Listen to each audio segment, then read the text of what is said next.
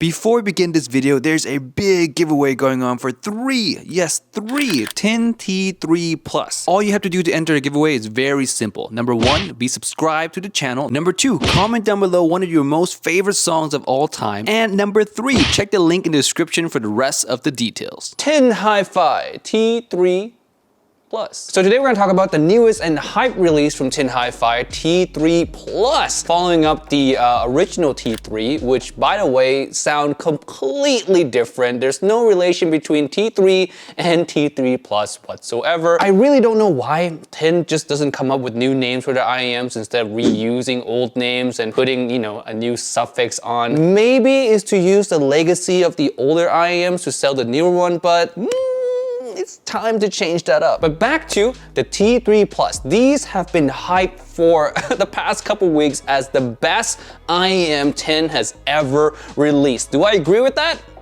I would say yeah, somewhat. Maybe on the same level as the T4. I still personally really love the T4. But the T3 Plus is also phenomenal. And for the price that it's at, I could say is one of the best. Now, before we get right into the sound, let's talk about what comes in the box itself. As you can see here, just a regular white box, nothing too important there. Inside the box, you see this little pull out. You can pull that thing out. And inside are the IEMs, cables, some extra tips, and a bag. That's pretty much it.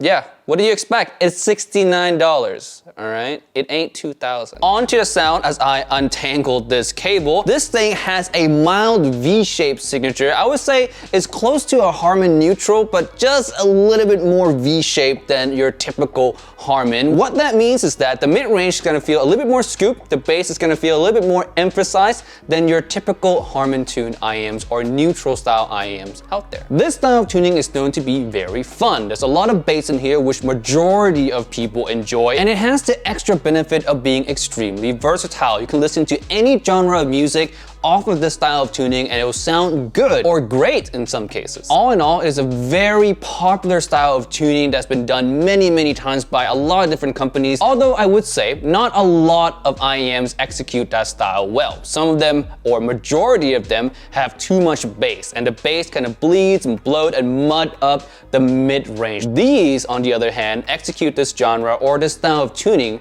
very well. Starting with the bass, you get good extension, meaning that you have good sub bass and you have slamming mid bass. Great for rock and roll, metal music, any pop music will sound great with these. It doesn't have that kind of big, powerful bass head level power, but what it does have is that natural kind of bass power. The presence is there, you can't ignore it, while at the same time staying relatively clean and separated from the mid-range. One thing I'll say about the sub bass is that I wish there was more. If you love sub bass like I do, I am a sub bass addict. Give me all the sub bass on the planet, I'll take them all. These to me feel a touch lacking there. Yes, there's sub bass, but I want more. Next, we have the mid-range. As I said, it has a little bit of that recessed feeling, so male vocals, female vocals, instruments that live in this general area are gonna feel like they're slightly bit behind the bass. It still very much retain a level of clarity that makes the mid-range still come across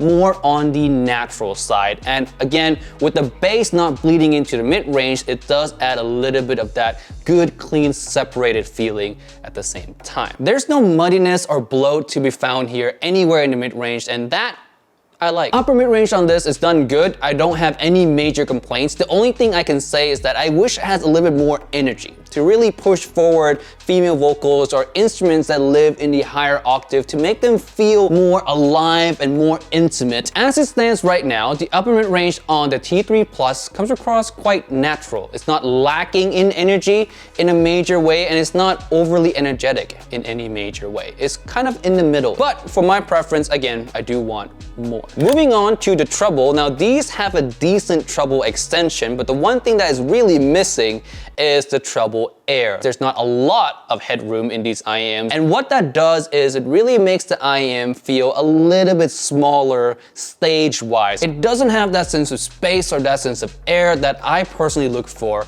in IEMs. Next, we have technical performance, resolution, soundstage, imaging, and all of that, right? Let's touch on soundstage first. Now, soundstage, again, is really hindered by that lack of air. Now, it's not narrow compared to a lot of other IEMs on the market can feel, but for me, every time I listen to these and I compare it with a certain IEM that I'm gonna talk about later, these just feel slightly bit smaller, and every time I listen to these, I can hear like the potential of what it could be. It could be wider, it could be a lot more satisfying, and yeah, it's just a little bit short of one of its main competitors. Imaging wise, these are fine. These are average, which is, again, I say this in every video, average is good. Not a lot of IEMs can image spectacularly or does staging spectacularly, okay? So average staging and average imaging is actually okay. Next is resolution. Let's bring up my scale. As you can see, the star field from Moondrop is right in the middle. We have the timeless and the QTC Anola VX on the top end, and at the bottom end, we have the Blonde 03 and a pixelated trash can. Now these, I would say, fall just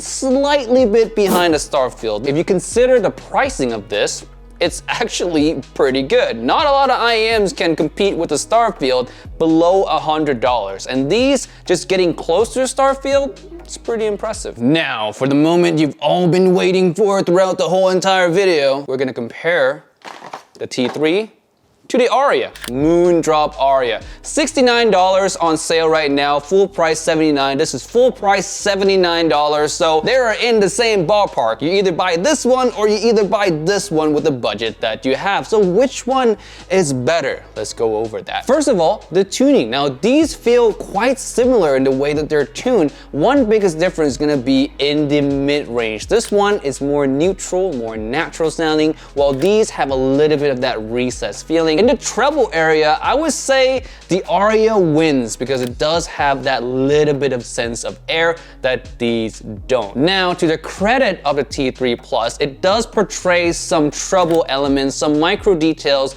better than the Aria, but overall, the airiness, the sense of stage, the width, the Aria takes the win. Resolution. Now, the Aria pretty much competes with its older brother, the Starfield, which means that it does feel more resolving than the T3 Plus, although not by too much, just maybe a half step. So in conclusion, which one is better and which one should you buy? Now for me, the better IEM in general is still the Aria, because this competes with the Starfield and the KXXS, which are $110 and $189 respectively, and that's where the Aria is pretty much an unfair IEM. You pitch anything against the Aria under $100 and the Aria is gonna win 9 times out of 10. It is too good for the price bracket that is at. Now, is that to say the T3 Plus doesn't compete at all with the Aria? No, I'm not saying that at all. It actually competes pretty nicely, with that one exception of the detail area. That area, the Aria takes the cake,